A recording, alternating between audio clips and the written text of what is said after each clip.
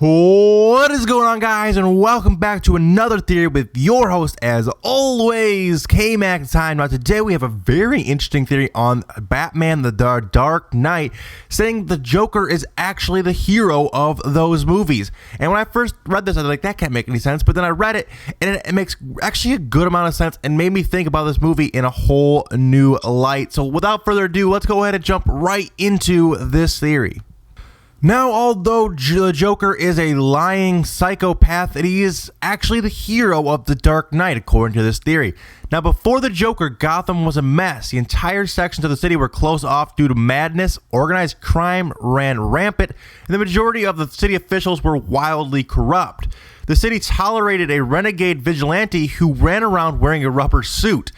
And then along comes the Joker, and by the end of this movie, all organized crime has been eliminated. Many corrupt officials were either imprisoned or dead, and the city's vigilante went into hiding for 8 years.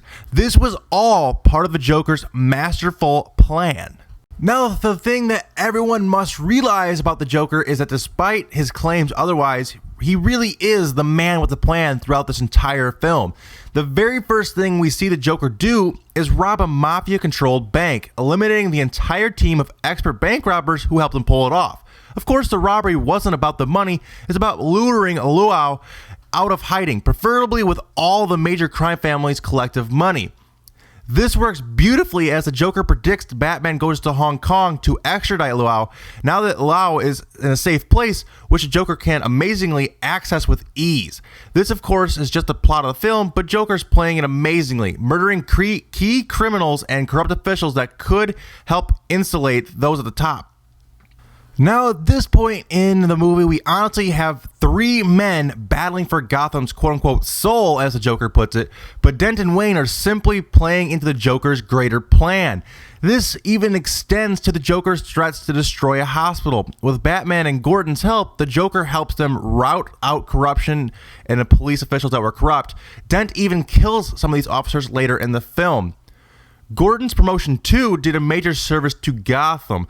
Think about it like this. The Joker's clapping during Gordon's promotion scene is supposed to seem sarcastic, but really, Joker just believes that Gordon is one of the few officers on the force who is truly uncorruptible and will be a good officer.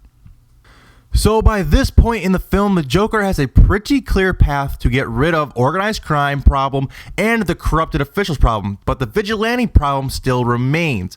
As we saw in the beginning of the film, Batman was inspiring other vigilantes, and society cannot stand when each man takes his own justice into his own hands. This symbol of fear and unbridled vigilance, as the Joker sees it, needs to be stopped.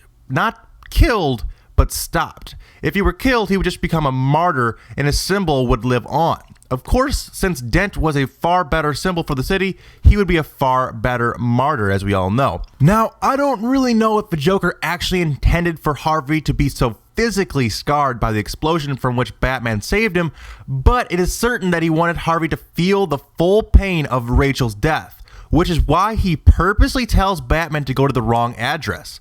He knows that what Rachel's death would do to Harvey psychologically, and that Batman would eventually have no choice but to kill Harvey. This breaks Batman psychologically and also makes him a villain, a true villain, the kind of villain that abandons his own principles. Batman now has no choice but to disappear, leaving his memory to fade into something of an urban legend by the time of The Dark Knight Rises. Now, when we pick up with the story in the next film, we see a defeated Bruce Wayne who has been retired for 8 years. Yet the city was safe and peaceful. Yes, until Bane showed up. But it shows that the city didn't need a constant vigilante to keep them safe.